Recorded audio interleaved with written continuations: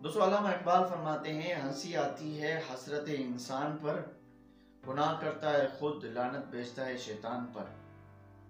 دوستو کسی قبرستان میں ایک شخص نے رات کے وقت لاش کے ساتھ زنا کیا۔ بادشاہ وقت ایک نیک صفت شخص تھا۔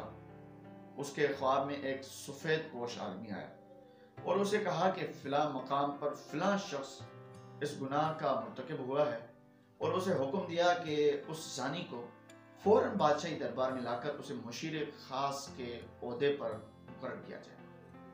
بادشاہ نے وجہ جانی تو فوراً خواب ٹوٹ گیا، وہ سوچ میں پڑ گیا۔ بہرحال سپاہی روانہ ہوئے اور جائے وقوع پر پہنچے، وہ شخص وہیں موجود تھا۔ سپاہیوں کو دیکھ کر وہ بھگلا گیا اور اسے یقین ہو گیا کہ اس کی موت کا وقت آ پہنچا ہے۔ اسے بادشاہ کے سامنے حاضر کیا گیا۔ بادشاہ نے اسے اس کا گناہ سنایا اور کہا، آج سے تم میرے مشیر خاص ہو۔ دوسری رات بادشاہ کو پھر خواب آیا تو بادشاہ نے فوراً اس سفید پوش سے اس کی وجہ پوچھی کہ ایک زانی کے ساتھ ایسا کیوں کرنے کا کہا آپ نے؟ سفید پوش نے کہا، اللہ کو اس کا گناہ سخت ناپسند ہے۔ چونکہ اس کی موت کا وقت نہیں آیا تھا، اس لیے تم سے کہا گیا کہ اسے مشیر بنا لو، تاکہ وہ عیش میں پڑ جائے اور کبھی اپنے گناہ پر نادم ہو کر معافی نہ مانگ سکے، کیونکہ اس کی سزا آخرت میں طے کر دی گئی ہے۔ مرتے دم تک وہ عیش میں غرق رہے گا اور بلکہ خوش بھی ہوگا کہ جس گناہ پر اسے سزا دی جانی چاہیے تھی، اس گناہ پر اسے اعلیٰ عہدہ مل گیا ہے۔ سو اسے گمراہی میں رکھنا بھی ہمارا مقصد تھا۔ دوستو جب گناہوں پر آسانی ملنے لگے نا تو سمجھ لینا آخرت خراب ہو گئی، اور توبہ کے جو دروازے ہیں نا وہ بند کر دیے گئے ہیں ہمارے۔ اپنے آس پاس دیکھیں، کیا آج ایسا نہیں ہے؟ بار بار گناہوں کا موقع ملتا ہے اور کتنی آسانی سے ملتا ہے، اور کوئی پکڑ ہی نہیں ہوتی ہماری۔ ہم خوش ہیں، عیش میں ہیں۔ کتنے ہی مرد و خواتین کتنی ہی بار گھٹیا فعل کے مرتکب ہوتے ہیں، اور مرد اسے اپنی جیت اور عورت اپنی جیت کا نام دیتی ہے، اور اگلی بار ایک نیا شکار ہوتا ہے۔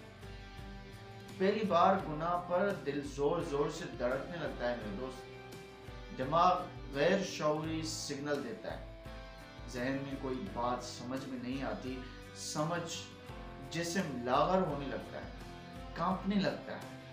یہ وہ وقت ہوگا جب ایمان جھنجھوڑ رہا ہوتا ہے، چلا رہا ہوتا ہے، دور ہٹو باز رہو کی وہ صدائیں لگا رہا ہوتا ہے، مگر دوسری بار یہ شدت کم ہو جاتی ہے اور پھر ختم ہو جاتی ہے۔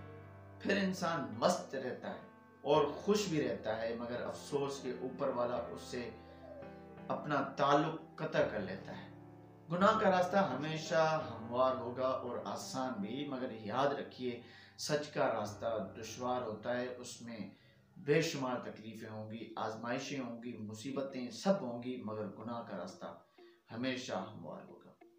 کسی زمین میں گندم خود بخود نہیں اگ جاتا، اگائی جاتی ہے، محنت کی جاتی ہے، خیال کیا جاتا ہے، حفاظت کی جاتی ہے، تب جا کے پھل ملتا ہے ہمیں۔ مگر کسی زمین میں جھاڑیاں، غیر ضروری گھاس پھوس، کانٹے دار پودے خود ہی اگتے جاتے ہیں، ان پر کوئی بھی محنت نہیں کرتا، وہ خود ہی اگتے ہیں اور کچھ ہی دنوں میں پوری زمین کو لپیٹ میں لے کر اسے ناکارہ بنا دیتی ہیں۔ اسی طرح بالکل آپ کے دل کی زمین ہے، جہاں گناہوں کا تصور از خود پیدا ہوگا اور بڑھے گا، مگر نیکیوں کے لیے، گناہوں سے بچنے کے لیے محنت کرنی پڑے گی، دشواریوں سے گزرنا ہوگا۔ خدا را اس لعنت سے بچیں، اس میں ملوث ہونا کوئی کمال نہیں، بچنا کمال ہے، باز رہنا کمال ہے۔ سوچئے، نکلیے اس گناہ سے۔ کیوں حیا کا اٹھ جانا ایمان اٹھ جانے کی نشانی ہے دوستو، نشانی ہے اس بات کی کہ اندھیری قبر میں بہت برا ہونے والا ہے ہمارے ساتھ۔ خدا ہم سب کو ہدایت دے۔ آپ کا سننے کا بہت بہت شکریہ۔